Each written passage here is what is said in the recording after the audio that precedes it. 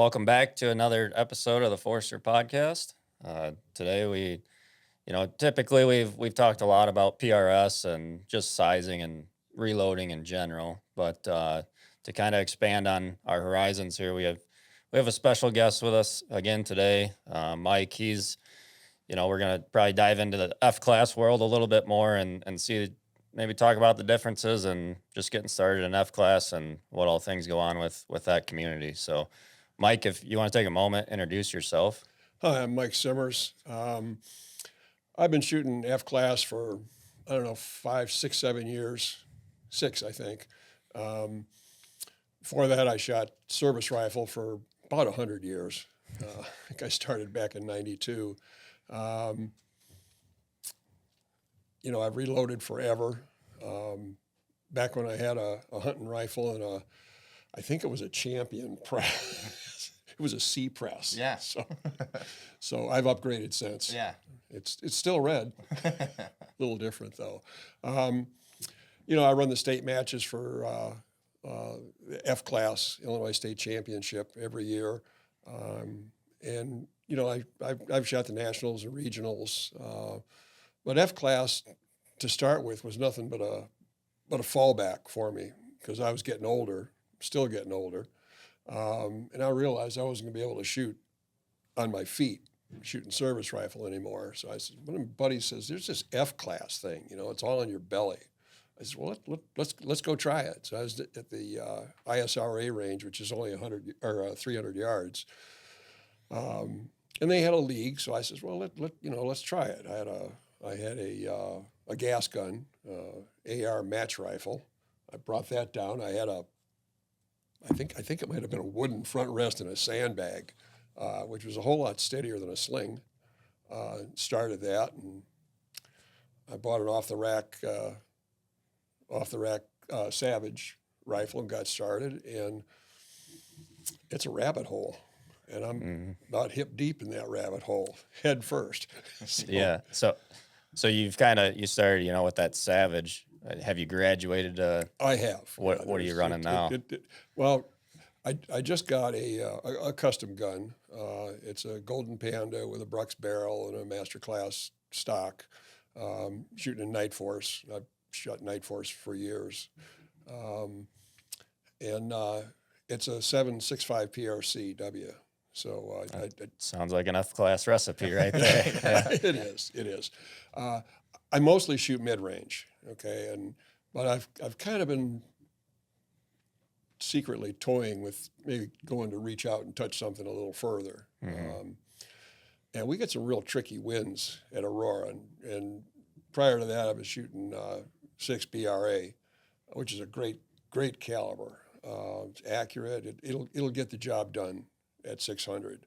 But you get some of these winds, and you get that oh crap shot, and you know right where it came from because the flags just dropped. I thought, well, maybe I can pick up a point here and there, and as I'm sure you're aware, a point. Yeah, that's everything. Sometimes that's what it takes. Yeah. So I've kind of researched a little bit of F class just because it did intrigue me and piqued my interest, and I've always wanted to just take my PRS rifle and go try a local F class match. Now you were talking about 300 yard and 600. So in F class, is it like short range, mid range, long range, or how do they classify all those difference? You've really got mid range and long range, which is 600 and 1,000. In mid range, technically, you can shoot 3, 5, and 6, but nobody wants to do it because you're going to clean it at 3. You're going to probably clean it at 5, and 6 is where it gets done. Same thing at 1,000. They shoot 8, 9, and 1,000, and nobody wants to do it. You just want to shoot the end game. So most of my experience is mid range. Okay, yeah. Now you're talking about regional, state, and national level. Is state or regional as far as competition and where to kind of cut your teeth?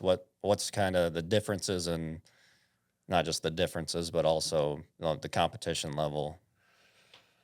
and maybe the requirements on like, boy, if you went Yeah, to a regional match versus a state match, you would need to shoot this good, or Yeah. versus a national. Almost like, Josh is getting older now, wearing glasses. He's thinking of crossing over to from PRS to that. Like, where should where should he start? well, I think regardless of where you are in your discipline, or if you don't even have a discipline, if you're new to competitive shooting, you start at a local club. Um, I belong to the Aurora Sportsman's Club. We have monthly matches, first Sunday of every month. Um, it's a great time. We get 40, 45 shooters, and the experience level goes from um, guys that'll clean it on a regular basis. They'll shoot a 600 and you win by X count, or in my case, lose by X count. Mm-hmm. But and then the state match. I mean, it is a state championship. It's registered with the NRA, and there can of course only be one per year, and we have it. We draw several people from out of state that come in, and this past year we had some national kind of level competitors. We had I believe she's 14 year old girl that holds the state or the national junior titles, and just shoots lights out. I think she placed third or fourth at this year's nationals.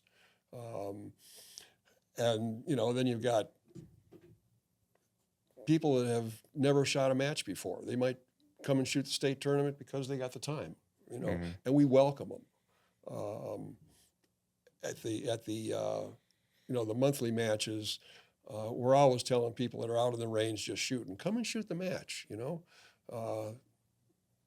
because we need more people in the sport, and especially younger folks like you, Mm-hmm. to get into it. The regionals, about the same level of competition. This regional we had was the Great Lakes Regional. It was Wisconsin, Illinois, again registered with NRA. So we got a few more people into it because they get a pin for their hat and a free lunch. Of course, you guys give us a free lunch at the Illinois State because Forster sponsors us. And then nationals is where the big dogs come out.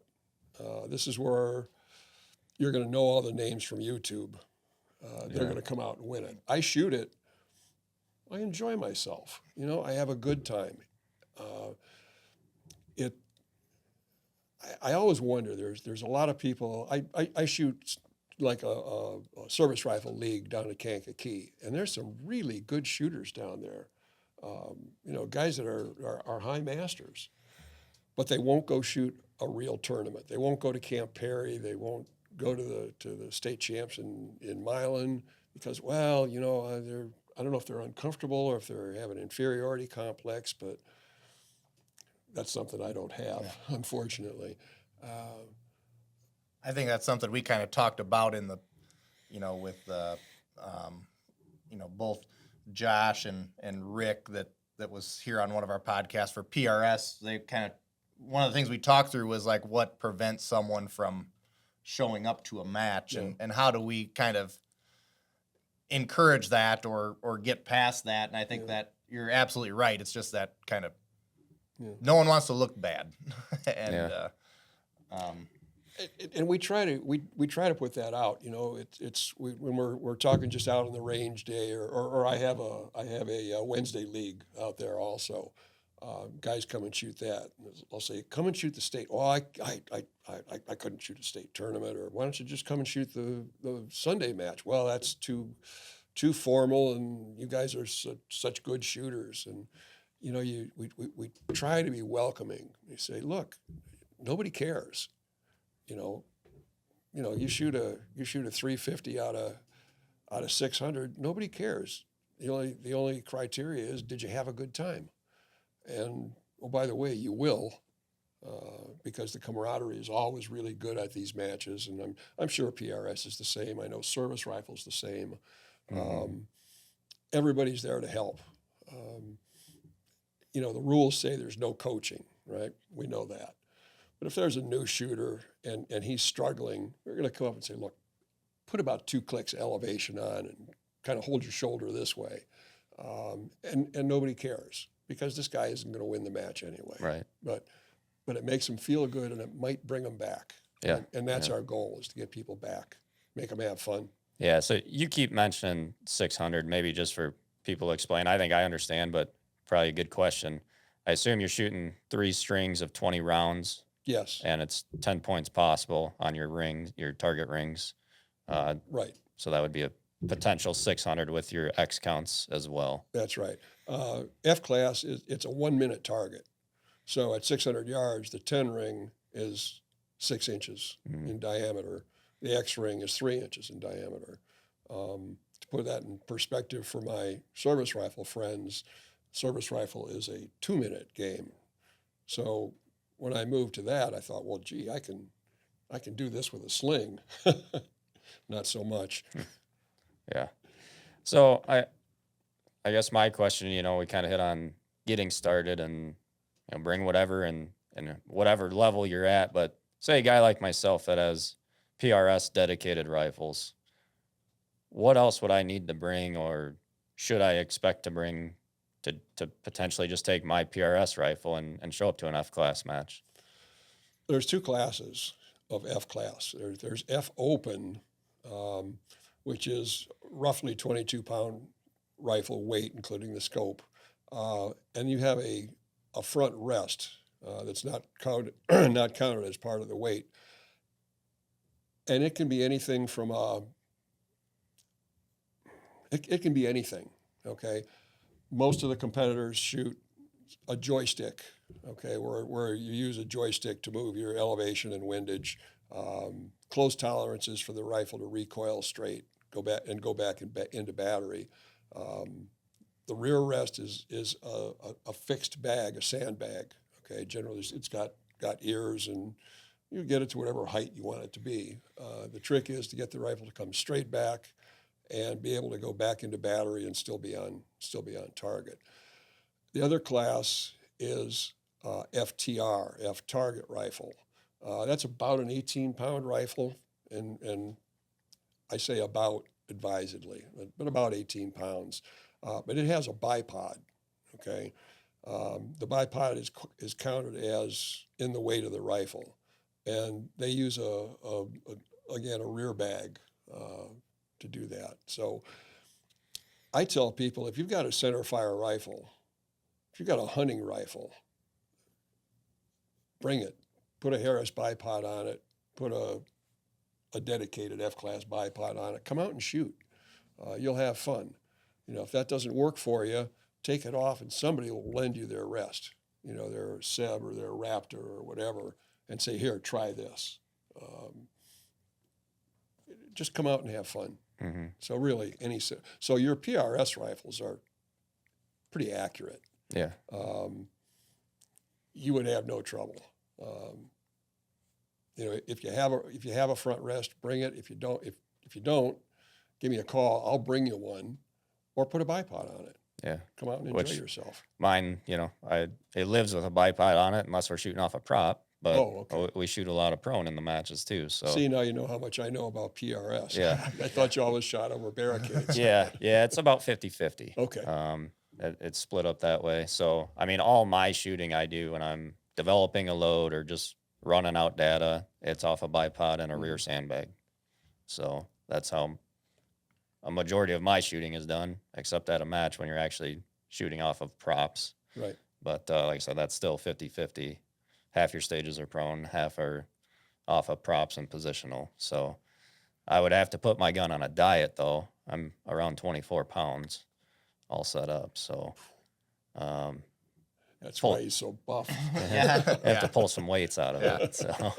Well, and that's why, we kind of talked before this a little bit, and you kind of mentioning it, I was saying my daughter Eden would come to the PRS matches, really wants to do that, but then you hand her Josh's 28-pound rifle, and it's half her weight. Well, and you say, well, you're gonna have to get a rifle like this, and you're gonna have to first shoot off the top of the cattle gate and then move to the middle of the cattle gate and then the bottom of the cattle gate. Well, she's going to waste half her energy there and probably develop some bad habits just because she's trying to fight those other things. Where F class might be, in that situation, a better start for her in that. Yeah, how old did you say she was? She's 10. Yeah, so I mean, I think it probably would be just developing trigger fundamentals and things like that. Right. And getting used to recoil and the whole nine, versus worrying about dropping a rifle and everything else. But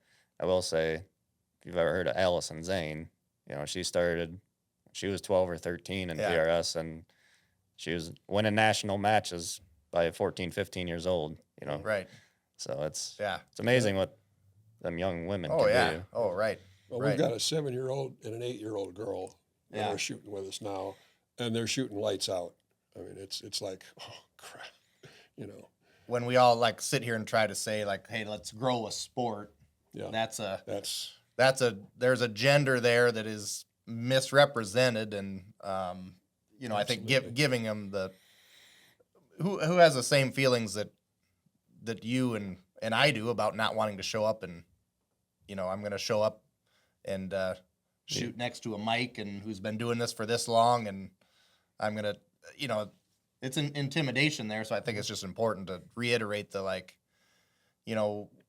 we're also talking like where you're like, hey, Josh, you need a rest, call me and I'll, help be sure when you show up, it is, you're not going to be disappointed.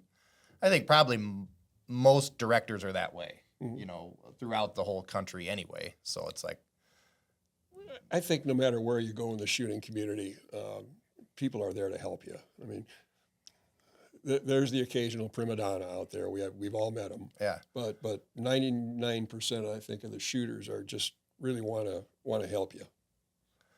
Yeah, I mean, you can go to your local Walmart, and most people are there to help you, and you're going to find some that are that's everywhere in life. But I think if you sign up to be a director of a match of something, you've kind of already have that dedication. So, maybe your first step is really just reaching out to them and saying, this is what I have, this is what I want to come with, and having a Josh or a Mike give the blessing of, show up with that, and we'll make sure you have a good time, because that's what's important. So, Where's the best way to like source matches for F class? Like if I wanted to sign up for the Aurora match or. Well, for the Aurora match, it's easy. Just Google Aurora Sportsman's Club, and you'll get to a calendar. Click on the calendar, and that's your sign-up sheet. Other than that, there really is no repository. There's the Illinois High Power site. We can put that site in the comments, because I can't remember it. I got it bookmarked. But it's called we call the 10 state. And they have all the service rifle matches and a few F-class matches. They're listed as either mid-range prone or whatever, sometimes just an F-class match. But other than that, there's no really good repository. NRA used to list matches in the back of the American Rifleman. They don't do that anymore. So, for example, if I wanted to find a match over in Iowa, would I need to know that club's name and then search their calendar, kind of like you did with Aurora, or? Well, you can always, every state's got a rifle association, and you can always find the Iowa State Rifle Association.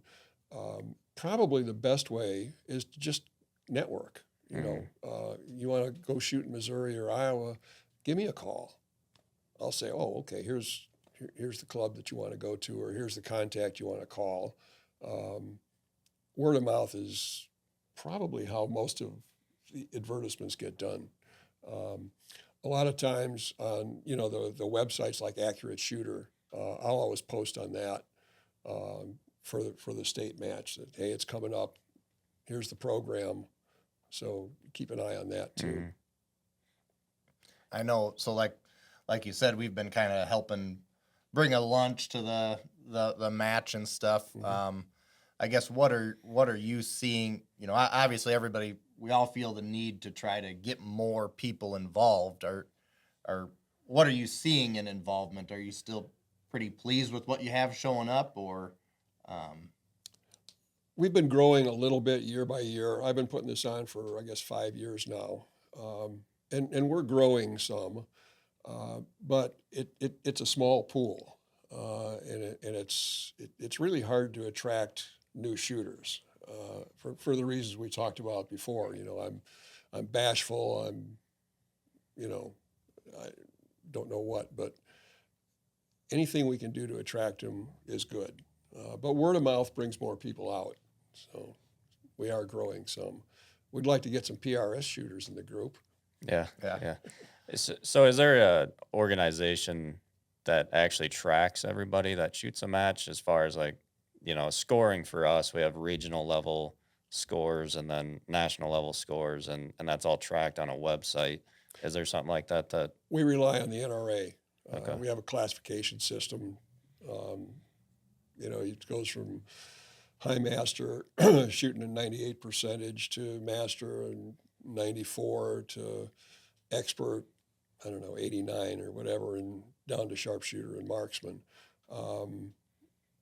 That's how we classify our shooters. So match winner shoots for match winner no matter what. You can be a marksman and come in and win the match, and every once in a while that happens, much to our chagrin. But on the bigger matches where there's money or prizes involved, you're shooting against people in your class. And you've got, like PRS again, you have a lot of you've got, top lady, top youth, sportsman, F class. You've got a lot of similar kind of classifications like that. We do. We have high woman, high junior, high senior, high grand senior. That's about it. Okay. One other rule I thought I've skimmed over in the past was there is a muzzle device restriction. No muzzle brakes. Okay. How about suppressors? You can use a suppressor Okay. as long as it's not a brake, and you can use a tuner. Okay. A lot of the clubs that we shoot at sometimes have overhead cover, and boy, I'll tell you, those muzzle brakes. Yeah. It's brutal. Yeah. It's okay if you're behind it. Right. Yeah, they get pretty brutal on you. It's terrible. Yeah. Yeah. So, I mean, we've shot PRS at Aurora, and that cover there, it's double ear pro and everything else. And if you're under that thing with those guys, it's brutal. Yeah. But, I know, and when we've been doing this podcast, and just because of Josh's experience and knowledge within the PRS, we tend to be fairly PRS heavy on stuff, and we'll get comments a lot of times on like when he has his reloading process or something of like, well, that works in PRS but would never work in F class. I guess I just kind of transitioning into like when we're talking reloading and stuff. What do you feel is needed different or is different from that? And I know you're limited on what knowledge of PRS, but maybe you want to kind of go through what your reloading process is. Well, I think first we got to start at your goal. Yeah. Okay. I said it's a 1 minute target, so your 10 ring is 1 minute. I can't tell you how many times people tie and go to the Creedmoor rule, so you're counting X's. So that's a half minute. So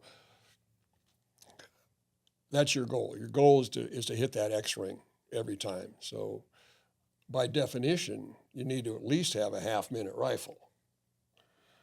In practice, probably won't get it done. My goal is quarter or sub-quarter, and I get there. There's guys that get to the ones. At some point, you get to overkill. You can be way too anal, but a quarter minute gun is pretty much what you need to be, not to be competitive, but to win. mm-hmm. So, loading process. You're gonna make me bare my soul on this. Yeah. See if I can remember all the steps, I'll be happy. the first thing I do, I come back and I throw my brass in a dry tumbler and tumble it till it's sort of clean. I don't much care if it's, shinier than brand new stuff. Mm-hmm. I just want to get the crud off it. Yep. Um, next thing I do is I anneal every time. Uh, every time. Everything I'm going to say, I do every time. Right. Because I'm not smart enough to jump out of the process and jump back in. Mm-hmm. If I don't do the same thing every time, I will do something wrong. Well, and consistency wins. It gotta That's be what we keep consistency, saying too. right. So, So I take it out of the annealer. I full length size it. And I run it through a mandrel. After that, I use a Gerard trimmer, so it's trim, chamfer, and deburr all in one. Let's see. Clean the primer pockets out. I'm not sure that's really necessary, but it makes me feel better. yeah. It's one of those things that doesn't take that long, and if it doesn't make a difference, fine. If it does, maybe I pick up a point here and there. Yeah.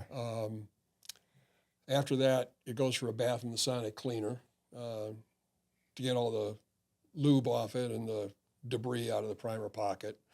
A lot of people say that, well, that gets all the carbon out of the neck between the two cleanings, the tumbling and the bath and the sonic cleaner. I look at them, and you know what? They're not shiny brass. There's still something in there.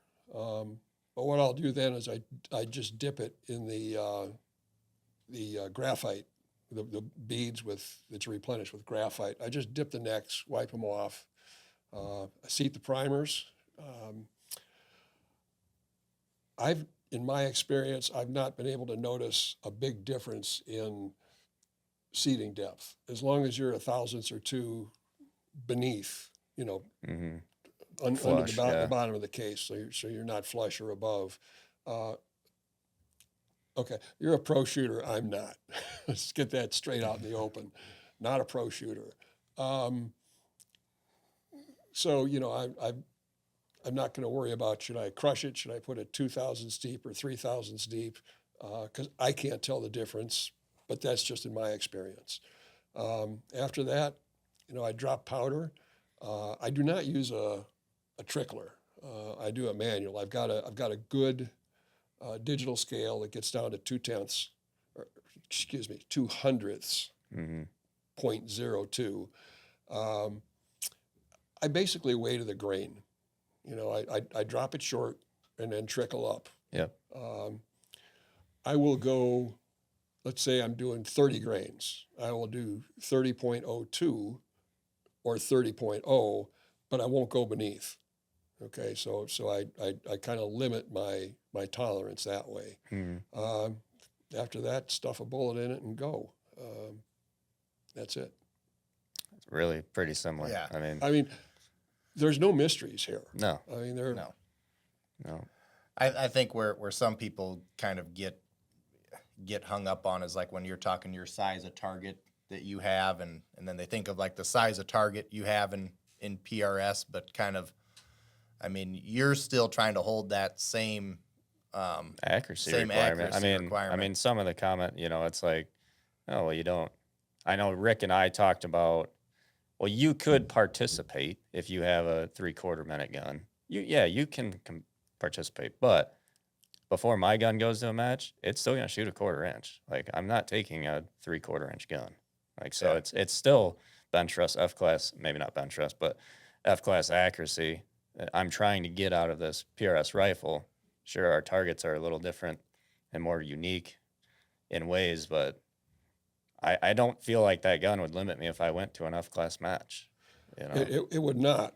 But the thing you got to think about is that you talk about stacking tolerances, and if your tolerance on a particular shot says I'm gonna shoot a leaner 10, right? It just barely makes that 10, based on my point of aim, my wind call, everything else. If you got a half minute gun, you're probably going to miss that 10 ring. Right. Whereas if you make the same make the same improper wind call or slap the trigger or do whatever you do, with a more accurate gun, it's going to go where you point it. Yep. That's kind of something we mentioned too. If you're on the edge of a plate and you don't realize you're on that edge, Mm-hmm. well, if you got a half, 3/4 minute gun, the next one could slip just off the edge. Now you don't Right. get that point. Well, if you got a hammer of a gun, you're going to keep stacking that edge and getting those points, even though you don't know you're on the edge, because hit's a hit in PRS, but you got that flyers in there, whatever. Yep. Not as tight of shooting of a gun. That's where you're going to lose a couple points here and there, and it's same deal. Well, nobody's ever been beat up by having too accurate a gun. Right. Right. Yeah. And if you're, your goal isn't just to show up and ring some steel. It's to get the most. Mm-hmm.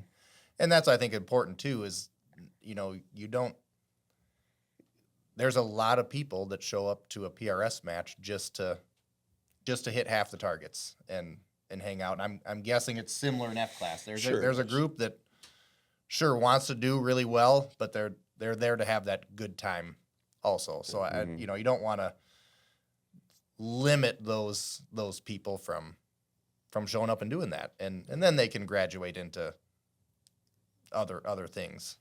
Do you guys hyper focus on accuracy on target, or are you looking at SDs and ES numbers too? Figured we better throw that in there. Yeah. Okay, good luck with getting that one right. You have to pay attention to SD. You have to pay attention to ES. But to me, when I'm doing load development, I do it at 100 yards because I got this little club that I belong to that's basically a wind tunnel. You shoot in a valley. There's no wind. I believe the paper. Mm-hmm. I think some of the best scores I've ever shot had a SD of like 15. Go figure. Is that 600 or? Yeah. Yeah. Do you think at some point that could change? Say you went to long range, the 1,000, would that type of SD matter? Do you think it's something with, I've heard of the barrel harmonic theory and all that, or barrel compensation, they call it, right? Yeah, and shooting at 1,000 versus 600, and I'm not an expert because I've rarely done it, okay, but I think the same things apply. It's your wind calls. I don't know. We're the bullets and the components we've got now. We got these high BC bullets that are really good, and they cover a lot of what used to be a fatal flaw between ranges. So I really can't answer that. But I tend to think that the same thing is going to hold over. Maybe it's just you're having a good day. Yeah. Or, you're Holding your first mouth. going to focus on the paper, but then, if that SD is real small, well, that's just your cherry on top. Exactly. And if it's not, well, let's go see what the paper tells us. Now, having said that, I mean, if you're running SDs of 12, 14, 20, you're not going to see it on the paper. Well, not at 100, no. No. But mathematically, you should at distance. Well, even at 100, if you're shooting really bad SDs, you're not going to put that bullet in the same hole. You're not going to shoot quarter minutes. You might shoot a half minute and be happy, but I'm not. Mm-hmm. I'm just saying that I trust the paper more than I trust the SD or Sure. the ES. Gotcha. But I pay attention to both of them. Mm-hmm. So what is like a good number though? Like if, let's say you are shooting really well, what's a number you would hope for or expect for? Just not even a second thought. I'm looking around 7, 8, 9. That usually does quite well for me. Yeah. Over how many shots would that be? Like a string of 20 or? I tend to leave my chronograph on as long as I can. Mm-hmm. Some of the local matches, chronographs are not legal on the line. It's a local match, okay? So you put a piece of tape across the screen and leave it on. You're going to get 70 shots Yeah. of statistics. Mm-hmm. and that's what I strive for. Yeah. Yeah.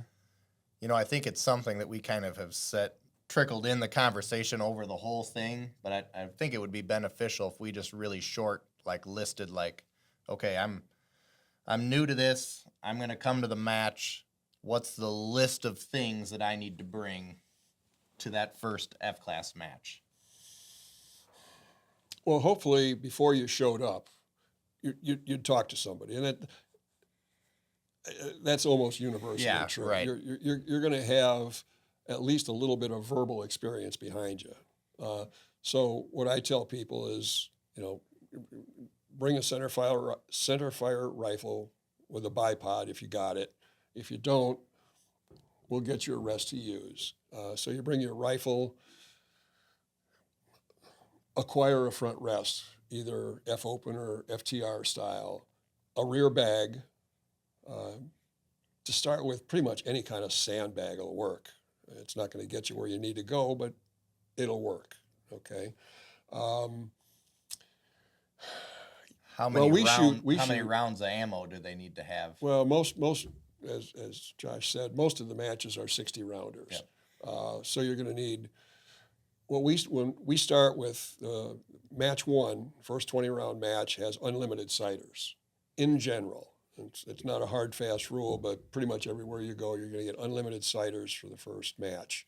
You're still going to get 22 minutes to shoot, your 20 rounds. Okay, matches 2, 3, and above, you get 2 sighters per match.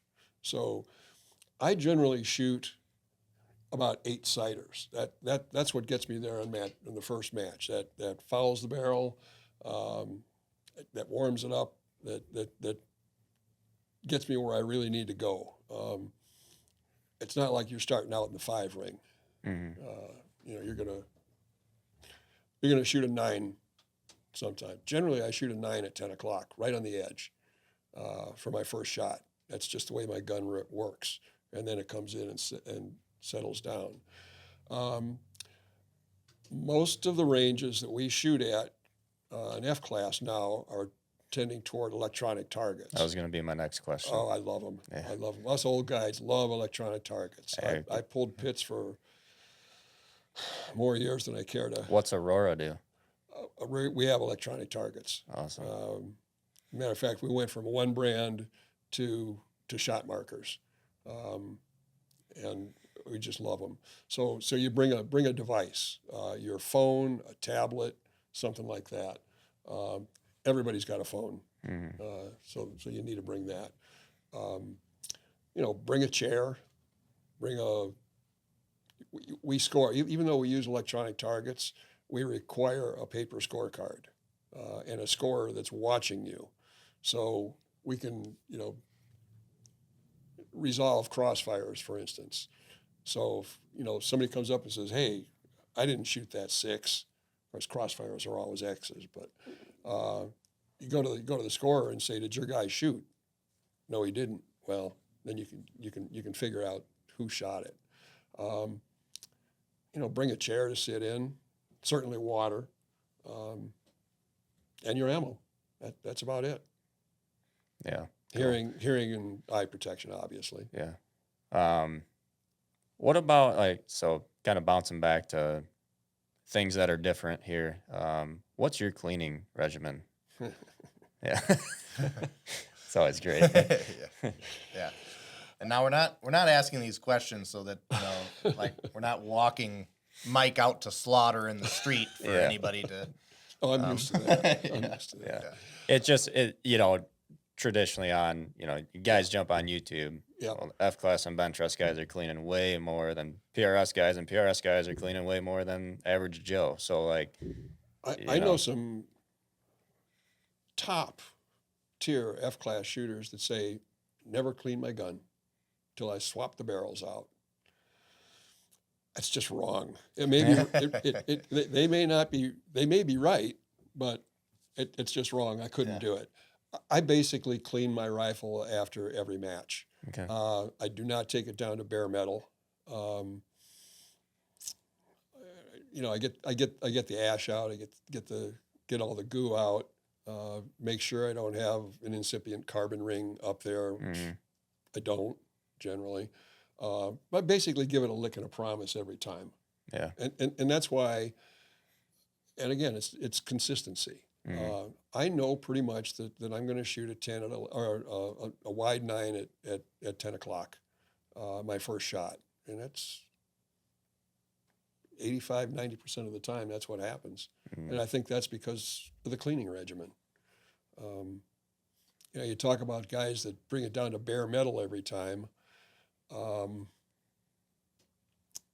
First, I don't have the time to devote to it. Or, well, maybe I have the time. I don't have the Say, what are you patience. doing? I don't have the patience to do that. Um, but then when I do take it down, I'll take it down to bare metal about every, I don't know, 500 rounds or so. Hmm. Um, and then I look at the chronograph and, oh, now I got to start over again, and that's just burn more ammo. Yeah.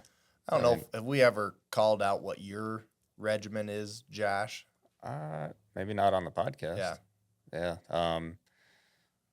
So, So- what in comparison is how do you Uh, clean? Basically the same thing. Yeah. It's after every match. So like a regional match, you're probably gonna shoot 100 rounds that day, and I'll probably shoot 30 or 40 before, either just testing and verifying or doing a little practice the week of, and I might get 150 rounds on that barrel. Well, then I'll clean it. National match, it's gonna be kind of the same deal.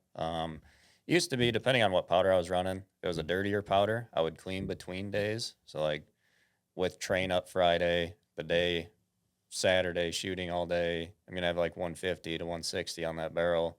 I would clean it first thing Sunday morning, make sure to go follow that in before we start shooting, and that's just a light clean, not stripping it to bare metal. But now, with stuff like Varget, it's so clean. I'll go 250 rounds now that whole national match weekend without cleaning it, but then clean it after. So it's either 150 or 250. But very similar to him. I've done more just getting the basic, making sure there's no carbon ring. Go after the carbon a little bit. Don't strip it to bare metal, but every 500, 600 rounds, I will strip it all back down. But then, as he mentioned, you got to put 20, 30, 40 rounds through it to get it back up to the speed it was running to get it really followed back in. So, yes, fully strip it, 600 rounds. Otherwise, in between 150 to 250, just normal, few patches. I think Rush everybody and- talks about, excuse me, everybody talks about how many rounds and cleaning the barrel. And do I strip it or do I just give it a lick and a promise? I pay a lot of attention to my bolt. And maybe it's just me, but I make sure that the bolt channel, you're the gunsmith, the rails the bolt rides on, the lugs, everything is, I clean it real well. And I lightly lube it. I take the bolt apart, clean the spring, probably with brake cleaner, and then lightly lube all of that. I've seen a lot of people sitting there and they think they got bad ammo or something because the bolt starts to drag when they close it. Well, it's dirty, so I pay attention to that. Mm-hmm. Yeah. Yeah, I mean, everything's really pretty similar, and Right. even the loading, like he's saying stuff, I'm like, it's exactly the same. We're looking at the same stuff. Like nothing is outlandishly crazy here. Right. It's all Well, there's no mysteries, but I mean, you can truly make yourself crazy reloading. I mean, you can go so far down so many rabbit holes. I mean, And thankfully, some God. do, because that's gonna hopefully help put my kids to college and things too. But and where we differed though, the primer cleaning. I tested a few years ago, like pretty heavily. All right, clean these ones, don't clean these ones. I didn't see enough of a difference, or any really, in group size or SDs for me to be like, to me, that's a waste of time. The next guy might test it and he sees a different result. Well, if it works for you, man, do it. right. I haven't done that extensive testing of that. Miles Simmer's raised a cheapskate. I don't like buying extra powder and bullets. But some people that I respect clean their primer pockets. And I say, well, how long is that going to take me? Nothing. So I do it. Mm-hmm. Right. Yeah, it makes you feel good. Yeah. Yeah. Yeah. So, Part of my process. yep. Everyone's got one. Yeah. Just got to figure it out. Yeah. Yeah. I actually write it down. My loading bench is down the basement, and there's a stand-up freezer next to it, and I actually have the steps written down because every once in a while I'll almost forget one. Look over at it and go, oh, okay. I'm a pilot. I like checklists. Yeah. Yep. Yeah. I was gonna ask what you know, shooting is obviously a hobby. What do you do otherwise? Oh, I don't know how I ever had time to go to work. Yeah. I like to fly. I'm a private pilot. I fish. I ice fish. I was out yesterday. I should have bought a lotto ticket after that. I like to deer hunt, pheasant hunt. I got a C6 Corvette that I like to play with. Too many hobbies. What was your number again? Yeah. It's not number one. Well, That's funny. I mean, that's really in all these shooting sports, it seems like the guys have so much in common, and I think that's why a lot of guys are so welcoming and everyone gets along well because, man, you hunt, I hunt. You're into fast cars, I'm into fast cars. Like that, we all are just so Yep. same personalities and interests. So I never thought about it like that. That's probably got a lot of truth to it. yeah. So Well, I so feel we like, just need to get more people fishing. I think we're trying to root cause the issue of how to get more people involved in this. Maybe we're starting at the wrong end. yeah. We gotta just put them in fast cars and fishing rods, and then maybe I got my sled and my ice auger in the back of the truck All right right. now. You want to come? yeah, yeah. So we'll just go out there and see who's out there, and then see if they want to come shoot. Yeah. So Yeah. Well, you mentioned that you've come out to Aurora to shoot PRS. I know we've got a big group out there now. I would love to go shoot PRS, but I'm way too old for that. By the time I walked up those stairs to get on top of the Connex container, I'd be gassed. I'd be done. Yeah. But you ought to come out. Yeah. It every one First Sunday every month. every month, year round. No, we're not stupid. Oh, I was gonna say, well, March through November. okay. Yep. So March is iffy. We've been lucky the last couple of years and had good weather, but there are those of us that just. I find it hard to control a 1 ounce trigger when I'm shivering. Mm-hmm. So Yeah, that can be tough. well, sure. Appreciate the time with us here. It's my Mike, pleasure. And, I think the goal was to kind of let people know what some of the differences between F class and PRS is, and hopefully a few less people are scared to, put their egos in their pocket and just show up and have a good time. Because I know when I've come and we've done the luncheon there, I mean, it just couldn't be a more welcoming group of guys really that's there.